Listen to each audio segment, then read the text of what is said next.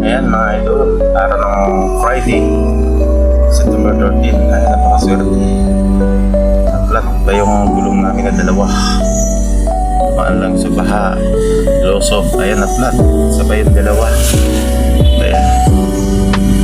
So ayan o, magapang sila sa lalim. Tapos, dito kukuha tayo ng isa dyan para ililipat doon sa kabila. Ayan, dyan sila sa lalim. Basa pa yung ano dyan, speed ko. Kasi tapos na ulan, buti tumigil na yung ulan. Ayan. Tapos ayun, tatanggalin yung isa dyan, yung isa para balik doon sa kabila, para makatakbo kami makauwi.